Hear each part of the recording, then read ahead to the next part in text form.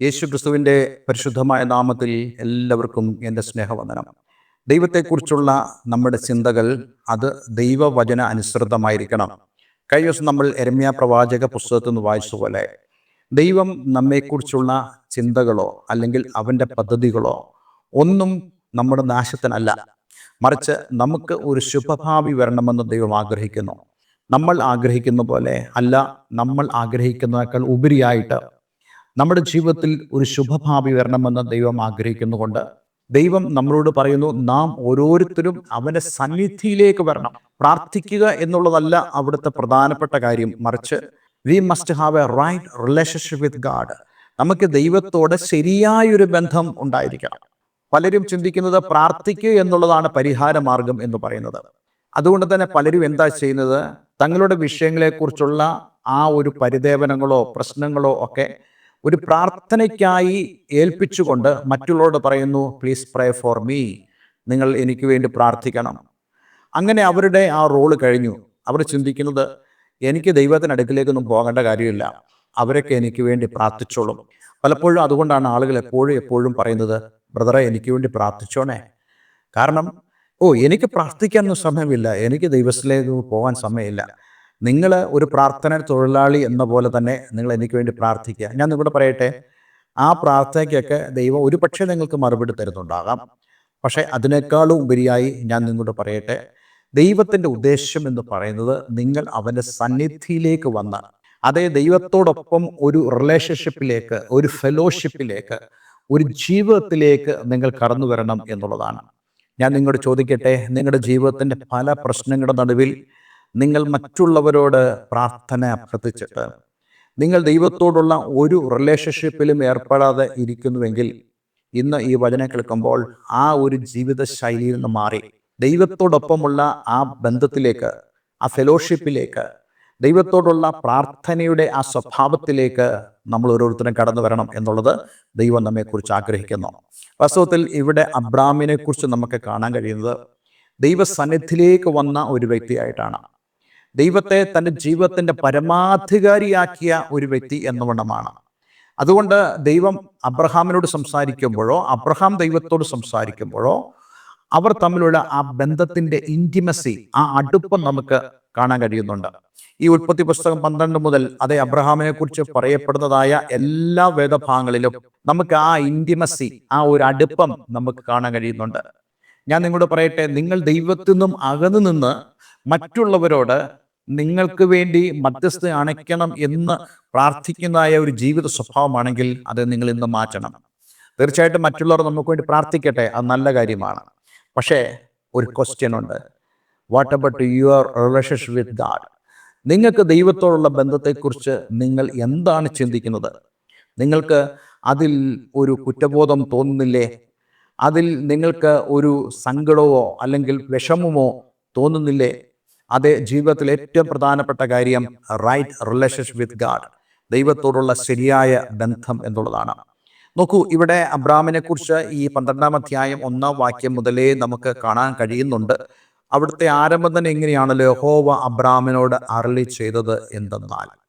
നോക്കൂ, അബ്രഹാമിൻ്റെ ജീവിതത്തിൻ്റെ ഡെയിലി ആവശ്യങ്ങളിൽ പോലും അല്ലെങ്കിൽ ദൈനംദിന ആവശ്യങ്ങളിൽ പോലും ദൈവം അബ്രഹാമിനോട് ഇടപെടുന്നു എന്നുള്ളത് നമുക്കിവിടെ കാണാൻ കഴിയുന്നുണ്ട്. ഞാൻ നിങ്ങളോട് പറയട്ടെ, നമ്മുടെ ജീവിതത്തിൻ്റെ ഓരോ ദൈനംദിന ആവശ്യങ്ങളിലും ദൈവം ഇടപെടുവാൻ തക്കവണ്ണമായിട്ടുള്ള ഒരു ദൈവത്തോടുള്ള ബന്ധം നമ്മുടെ ജീവിതത്തിൽ ഉണ്ടാകണം. അത് നമുക്ക് അബ്രഹാമിൻ്റെ ജീവിതത്തിലും കാണാൻ കഴിയുന്നുണ്ട്. നോക്കൂ, അബ്രഹാമിൻ്റെ ജീവിതത്തിൽ എന്തൊക്കെയാണ് സംഭവിക്കുന്നത്? തൻ്റെ ഭവനത്തിൻ്റെ പശ്ചാത്തലത്തിൽ ദൈവം അവന് നിർദ്ദേശം കൊടുക്കുന്നു, നീ നിന്റെ ചാർച്ചക്കാരെയും പിതൃഭവനത്തെ വിട്ട്, അതുപോലെ ദേശത്തെ വിട്ട് ഞാൻ നിന്നെ കാണിപ്പാനിരിക്കുന്ന ദേശത്തേക്ക് പോകാം. കാണിച്ചില്ല, ഐ വിൽ ഷോ യു എന്ന് മാത്രം ദൈവം അവിടെ പറയുന്നു. അടുത്ത വാക്യത്തിലാണ് നമ്മൾ ദൈവം കൊടുക്കുന്ന പ്രോമിസുകൾ കാണാൻ കഴിയുന്നത്. നോക്കൂ, ഞാൻ നിന്നെ വലിയൊരു ജാതിയാക്കും. ഇത് പറയുമ്പോൾ ഏതാണ്ട് അബ്രഹാമിന് 70 വയസ്സിന് മുകളിൽ പ്രായമുണ്ട്. നമ്മുടെ നാട്ടിലൊക്കെ നമ്മൾ പറയും വൃദ്ധനായ ഒരു മനുഷ്യൻ. അതെ, ഈ വൃദ്ധനായ മനുഷ്യനോട് ദൈവം പറയുന്നു, I will make you A great nation, ഞാൻ നിന്നെ വലിയൊരു ജാതിയാക്കി മാറ്റും. നമ്മളോടാണ് ദൈവം ഇത് ഈ ഒരു സമയത്ത് പറയുന്നെങ്കിൽ നമ്മൾ പറയുന്നു, ഇനി ഞാൻ എന്താ ചെയ്യാനാ, അല്ലേ? കുഴിയിലേട്ട് കാലെടുത്ത് വെച്ചിരിക്കുന്ന ഞാൻ ഇനി എന്താകാനാ എന്ന് നമ്മൾ പറയത്തില്ലേ? ഒരുപക്ഷെ ആ ഒരു പശ്ചാത്തലത്തിൽ നമ്മൾ പറയുന്ന കാര്യമായിരിക്കും അന്നുള്ള ആളുകൾക്ക് ആയുസ് കൂടുതലുണ്ടായിരുന്നു. യെസ്, ഉണ്ടായിരുന്നു. പക്ഷേ ഈ ആയുസ് കൂടുതൽ ഉണ്ട് എന്ന് പറയുമ്പോഴും വാർദ്ധക്യത്തിലേക്ക് വന്നതായ ഒരു വ്യക്തിയാണ് അബ്രഹാം എന്ന് നമുക്ക് കാണാൻ കഴിയുന്നുണ്ട്. അതേപോലെ തന്നെ പുത്രോത്പാദനത്തിന് ശക്തിയില്ലാതിരുന്നതായ ഒരു ശാരീരിക അവസ്ഥയിലായിരുന്നു അബ്രഹാമും അബ്രഹാമിന്റെ ഭാര്യയായ സാറായും. അങ്ങനെ പ്രതികൂലമായ സാഹചര്യത്തിൽ ഈ ദൈവവചനം കടന്നു വരുമ്പോൾ, ദൈവവചനത്തിന്റെ പ്രോമിസ് കടന്നു വരുമ്പോൾ, ആ പ്രതികൂലമായ സാഹചര്യങ്ങളെ അബ്രഹാം അതിജീവിക്കുന്നത് വിശ്വാസത്താലായിരുന്നു. വിശ്വാസത്താൽ. എന്ത് വിശ്വാസത്താൽ? ദൈവത്തിലുള്ള വിശ്വാസത്താൽ. ദൈവം എൻ്റെ പിതാവ്, ദൈവം എൻ്റെ സ്നേഹിതൻ എന്നുള്ളതായ അർത്ഥത്തിൽ അബ്രഹാം ദൈവത്തെ കണ്ടപ്പോൾ അതെ, ആ ദൈവത്തിൻ്റെ വാക്കുകളെ വിശ്വസിക്കുവാൻ അബ്രഹാമിന് കഴിഞ്ഞു. ഇപ്പം നമ്മുടെ ജീവിതത്തിൽ എത്രത്തോളം പ്രായം ചെന്നാലും ഒരു ഡോക്ടർ, വളരെ എഫിഷ്യൻ്റ് ആയിട്ട് നിൽക്കുന്നതായ ഡോക്ടർ, അദ്ദേഹം പറയാണ്, അപ്പച്ച നിന്റെ ഈ പ്രയാസമൊക്കെ മാറും, എൻ്റെ നല്ലൊരു മെഡിസിൻ ഉണ്ട്, അത് എല്ലാവർക്കും പറ്റുന്നതാണ്, നിങ്ങളുടെ അസുഖം പൂർണ്ണമായി മാറും എന്ന് പറയുമ്പോൾ നമ്മൾ ആ ഡോക്ടറിൽ വിശ്വസിക്കില്ലേ? നമ്മൾ ആ മരുന്നിൽ വിശ്വസിക്കത്തില്ലേ? അപ്പോൾ എന്ന് പറയുന്ന പോലെ അബ്രഹാമിൻ്റെ ജീവിതത്തിൻ്റെ കൈമുതൽ എന്ന് പറയുന്നത് അവന് ദൈവത്തിലുള്ള വിശ്വാസമായിരുന്നു. ദൈവം ഏബിളാണെന്ന്, അവൻ കഴിവുള്ളവനാണെന്ന്, ചെയ്യുവാൻ പ്രാപ്തനാണെന്ന് വിശ്വസിച്ച ഒരു വ്യക്തിയായിരുന്നു അബ്രഹാം. നമുക്ക് വാസ്തവത്തിൽ വേണ്ടത് ഈ വിശ്വാസത്തിലേക്ക് വളർന്നു വരിക എന്നുള്ളതാണ്. ഞാൻ ഈ ഒരു വചനഭാഗം ചിന്തിക്കുമ്പോൾ എനിക്ക് എന്നെ തന്നെ ചിന്തിപ്പാൻ തക്കനിടയായിട്ട് തന്നു. പലപ്പോഴും അബ്രഹാമിൻ്റെ അത്ര പോലും എനിക്ക് വിശ്വാസമില്ല. എനിക്ക് ദൈവത്തെ കടന്ന് വിശ്വസിക്കാനോ അല്ല ദൈവത്തിൽ അതേ പൂർണ്ണതയോടുകൂടി വിശ്വസിക്കാനോ എനിക്ക് കഴിയാതിരിക്കുന്നതായ സാഹചര്യങ്ങൾ ജീവിതത്തിൽ വളരെ വലുതാണ്. പക്ഷേ ഈ വചനമൊക്കെ ചിന്തിക്കുമ്പോൾ എനിക്ക് മനസ്സിലാവുന്നുണ്ട് എൻ്റെ ഉള്ളിലെ ഈ വിശ്വാസം കുറെ കൂടെ ശക്തമാകാൻ തുടങ്ങുന്നു എന്നുള്ളത്. ഞാൻ നിങ്ങളോട് പറയട്ടെ, ഈ വചനമൊക്കെ കേൾക്കുമ്പോൾ നിങ്ങൾ നിങ്ങളുടെ ജീവിതത്തിൽ ഒന്ന് പരിശോധിക്കണം. നിങ്ങളുടെ വിശ്വാസം വർദ്ധിക്കുവാൻ തക്കതായി അതെ നിങ്ങളുടെ ജീവിതത്തിൽ ദൈവത്തിൻ്റെ ഇടപെടലുകൾ ഉണ്ടാകട്ടെ. അബ്രഹാമിന്റെ ജീവിതത്തിൽ അതാണ് സംഭവിച്ചത്. തൻ്റെ ജീവിതത്തിൻ്റെ അവസ്ഥ തനിക്കറിയാം, തൻ്റെ ശരീരത്തിൻ്റെ അവസ്ഥ അറിയാം. പക്ഷെ എന്നിട്ടും ആ പ്രതികൂലങ്ങളെ അതിജീവിക്കാൻ കഴിയുന്നതായ വിശ്വാസം കൈമുതലായി ഉണ്ടായിരുന്ന അബ്രഹാം, ഞാൻ നിന്നെ വലിയൊരു ജാതിയാക്കും, നിന്നെ അനുഗ്രഹിച്ച് നിന്റെ പേർ വലുതാക്കും, നീ ഒരു അനുഗ്രഹമായിരിക്കും, നിന്നെ അനുഗ്രഹിക്കുന്നവരെ ഞാൻ അനുഗ്രഹിക്കും, നിന്നെ ശപിക്കുന്നവരെ ഞാൻ ശപിക്കും, നിന്നിൽ ഭൂമിയിലെ സകല വംശങ്ങളും അനുഗ്രഹിക്കപ്പെടും എന്നൊക്കെ അബ്രഹാമിനോട് പറയുമ്പോൾ ഈ പ്രോമിസുകൾ പ്രാപിച്ചിട്ടാണ് അബ്രഹാം യാത്ര പുറപ്പെടുവാനിടയായി തീർന്നത്. യാത്ര പുറപ്പെടുവാൻ, അതായത് നമ്മുടെ ജീവിതത്തിൽ ദൈവത്തോടൊപ്പമുള്ള യാത്രയ്ക്ക് ഏറ്റവും പ്രധാനപ്പെട്ട കാര്യം ദൈവം പറയുന്നതിനെ വിശ്വസിക്കാൻ കഴിയുക എന്നുള്ളതാണ്. വിശ്വസിക്കാതെ നമുക്ക് പുറപ്പെടുവാൻ കഴിയത്തില്ല, അല്ലേ? വിശ്വസിച്ചല്ലേ നമുക്ക് പുറപ്പെടാൻ കഴിയത്തുള്ളൂ. ഇപ്പോൾ നമ്മളായിരിക്കുന്ന സ്ഥലത്തുനിന്നും വേറൊരു സ്ഥലത്തേക്ക് നമുക്ക് കടന്നു പോകണം. പക്ഷേ നമ്മൾ ആ കടന്നു പോകുന്നതിന് മുമ്പ് നമുക്കൊരു ലക്ഷ്യമുണ്ടാകും. ആ യാത്രയ്ക്ക് മുമ്പായി നമുക്കൊരു ലക്ഷ്യമുണ്ടാകും. ഒന്നുകിൽ നമ്മുടെ മക്കളുടെ അടുക്കിലേക്ക് പോകുന്ന കാര്യം, അല്ല നമുക്കൊരു ജോലി അന്വേഷിച്ച് പോകുന്ന കാര്യം. എനിക്ക് ലഭിക്കും എന്നുള്ള ആ ഉറപ്പുണ്ടെങ്കിൽ നമ്മൾ എന്താ ചിന്തിക്കുന്നത്?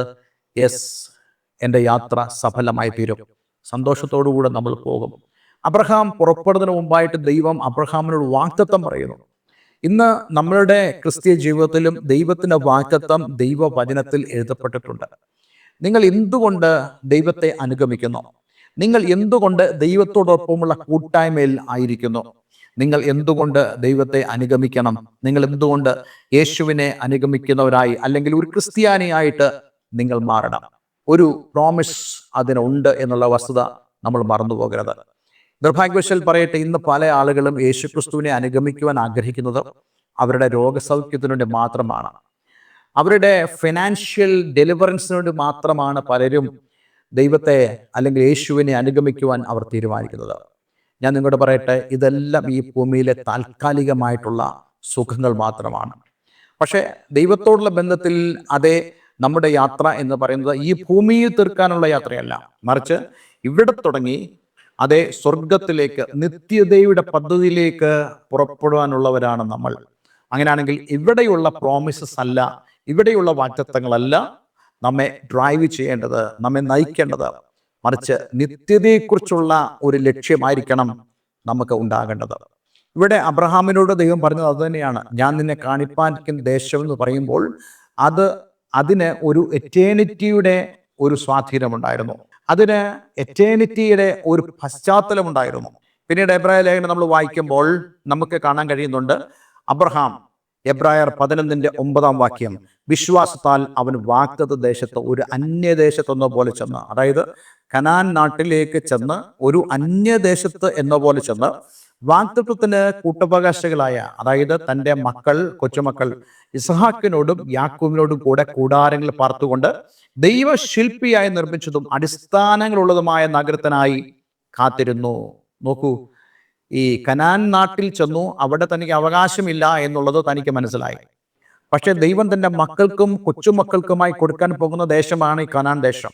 പക്ഷെ അവിടെ ചെന്നപ്പോൾ ഒരു അന്യനെ പോലാണ് അവിടെ അബ്രഹാം താമസിക്കുന്നത്. കാരണം ആ കനാനിൽ വസിച്ചിരുന്നത് ജാതികളായ ആളുകളായിരുന്നു. അവർ അവിടെ പ്രബലരായിരുന്നു. ഞാനിവിടെ ജാതികളായ ആളുകൾ എന്ന് പറയുമ്പോൾ നിങ്ങൾ തെറ്റിദ്ധരിക്കരുത്. അവർ ഈ ജീവനുള്ള ദൈവത്തെ അംഗീകരിക്കാത്തവരായ ആളുകളായിരുന്നു. അവരെയാണ് ദൈവത്തിന്റെ വചനം എപ്പോഴും ജാതികൾ എന്ന് വിളിക്കുന്നത്. പക്ഷെ അവിടെ ഇരിക്കുമ്പോൾ തന്നെ ആ ഒരു ദേശത്തിന്റെ നന്മകൾ അനുഭവിക്കാൻ കഴിയാത്തതായ ഒരു സ്ഥിതി അബ്രഹാമിന്റെ ജീവിതത്തിലുണ്ട്. പക്ഷെ അബ്രഹാം തൻ്റെ മക്കളെയും കൊച്ചുമക്കളെയും കാണിച്ചു കൊടുത്ത എന്താണ്? ഈ ഭൂമിയിലെ വാസത്തെക്കുറിച്ചോ അല്ലെങ്കിൽ ഈ ഭൂമിയിലെ സൗകര്യങ്ങളെക്കുറിച്ചോ ഈ ഭൂമിയിൽ ലഭിക്കാൻ പോകുന്ന ഭാഗ്യങ്ങളെക്കുറിച്ചല്ല, മറിച്ച് വരുവാനുള്ളതിനു വേണ്ടി അബ്രഹാം കാത്തിരുന്നു. അതാണ് ഇവിടെ പറയുന്നത്, ദൈവം ശില്പിയായി നിർമ്മിച്ചതും അടിസ്ഥാനങ്ങളുള്ളതുമായ നഗരത്തിനായി കാത്തിരുന്നു. അത് നിത്യതയുടെ ഒരു പ്രധാനപ്പെട്ട വിഷനാണ്. നമ്മുടെ ജീവിതത്തിലും അതാണ് നമുക്ക് വേണ്ടത്. അതെ, ദൈവത്തിൻ്റെ ആ വാഗ്ദത്തം നമ്മൾ പ്രാപിച്ച് നമ്മൾ യാത്ര പുറപ്പെടുന്നത് ഈ ഭൂമിയിലെ എന്തിലേക്കുമല്ല, ഏതിലേക്കുമല്ല, മറിച്ച് നിത്യതയിലേക്കുള്ള പുറപ്പാടാണ്. അതെ, അബ്രഹാമിന് അതായിരുന്നെങ്കിൽ നമുക്കും അതുതന്നെയാണ്.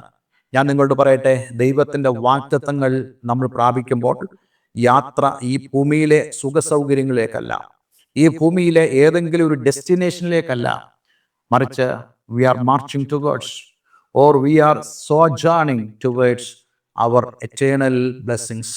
നമ്മുടെ നിത്യമായ അനുഗ്രഹത്തിലേക്കാണ് നമ്മൾ പുറപ്പെടുന്നത്. അതുകൊണ്ടാണ് പാട്ടുകാരൊക്കെ പാടുന്നത്, എൻ്റെ ദേശം ഇവിടെയല്ല, ഇവിടെ ഞാൻ പരദേശവാസിയത്രേ, എൻ്റെ നാട് സ്വർഗീയ നാടാണ്, അതേ ആ നിത്യത്തിലേക്ക് ലക്ഷ്യമാക്കിയാണ് ഞാൻ പോകുന്നത്. അക്കരയ്ക്ക് യാത്ര ചെയ്യും സിയോൻ സഞ്ചാരി, ഓളങ്ങൾ കണ്ട് ഭയപ്പെടേണ്ട, ലഭിക്കാൻ പോകുന്ന ദേശം അതേ പ്രശ്നങ്ങളില്ലാത്ത, കണ്ണുനീരില്ലാത്ത, ദുഃഖമില്ലാത്ത, വിലാപമില്ലാത്ത, യാതൊരു രോഗവും കടക്കാത്തതായ ദേശത്തിലേക്ക് നമ്മൾ കടന്നു പോകും. പക്ഷെ ആ ഒരു വിളിയും പ്രോമിസും ഇപ്പോൾ തന്നെ ഇവിടെ തന്നെ നമ്മൾ പ്രാപിക്കണം. അതിനുവേണ്ടി ദൈവം നമ്മെ സഹായിക്കട്ടെ. കൂടുതൽ സന്ദേശങ്ങൾ അടുത്ത ദിവസം ഞാൻ നിങ്ങളോട് സംസാരിക്കുന്നതാണ്. ഇന്നത്തെ വചന ധ്യാനത്തിന് മുമ്പാകെ നമുക്ക് നമ്മെ തന്നെ ദൈവങ്ങളിലേക്ക് സമർപ്പിക്കാം. സ്വർഗപിതാവേ എന്ന് ഞങ്ങളെ കേൾപ്പിച്ച ഈ വളരെ മനോഹരമായ സന്ദേശത്തിനായി സ്തോത്രം. എന്തുകൊണ്ട് ദൈവം ഞങ്ങളെ വിളിച്ചു, ആ വിളിയോടുകൂടിയുള്ള ദൈവത്തിൻ്റെ വാഗ്ദത്തങ്ങൾ, ആ വിളി വാഗ്ദത്വവും പ്രാപിച്ചു കഴിഞ്ഞ് ഞങ്ങളുടെ യാത്ര അബ്രഹാമിനെ പോലെ ആരംഭിക്കുമ്പോൾ ഞങ്ങളുടെ ലക്ഷ്യം, ഞങ്ങളുടെ ഡെസ്റ്റിനേഷൻ ഈ ഭൂമിയിലല്ല എന്നുള്ളത് തിരിച്ചറിയുവാനും അവയെ പ്രഖ്യാപിക്കുവാനും അങ്ങയുടെ മക്കളെ സഹായിക്കണമെന്ന് പ്രാർത്ഥിക്കുന്നു. ഈ വചനം കേട്ട ഏവരും ഞാൻ യേശുവിൻ്റെ നാമത്തിൽ അനുഗ്രഹിക്കുന്നു. പ്രാർത്ഥന കേട്ടതിന് നന്ദി. യേശു ക്രിസ്തുവിൻ നാമത്തിൽ തന്നെ. ആമേൻ, ആമേൻ. ഇന്നത്തെ വേദവചനം നിങ്ങളുടെ ജീവിതത്തിൽ വളരെ അനുഗ്രഹപ്രദമായി തീർന്നു എന്ന് ഞാൻ വിശ്വസിക്കുന്നു. ദയവായി ഈ സ്ക്രീനിൽ കാണുന്ന ഫോൺ നമ്പറുകളിൽ ഞങ്ങളെ വിളിക്കുക. നിങ്ങൾക്ക് ആത്മീയമായ കൂട്ടായ്മ, ഫെലോഷിപ്പ് ആഗ്രഹമുണ്ടെങ്കിൽ നിങ്ങൾക്ക് ഞങ്ങളുമായി ബന്ധപ്പെടാവുന്നതാണ്. അതിനുള്ള ഫോൺ നമ്പർ ഈ സ്ക്രീനിലുണ്ട്. അതേപോലെ തന്നെ നിങ്ങളുടെ പ്രാർത്ഥനാ വിഷയങ്ങളെയും ഞങ്ങളെ അറിയിക്കാം. ദൈവവചനം കൂടുതൽ പഠിക്കുവാൻ നിങ്ങൾക്ക് ആഗ്രഹമുണ്ടെങ്കിൽ അതിനുള്ള സൗകര്യമുണ്ടെന്നുള്ള കാര്യം ഞാൻ ഓർപ്പിക്കുന്നു. ദൈവം നമ്മളെല്ലാവരെയും അനുഗ്രഹിക്കട്ടെ. Have A nice day. God bless you all.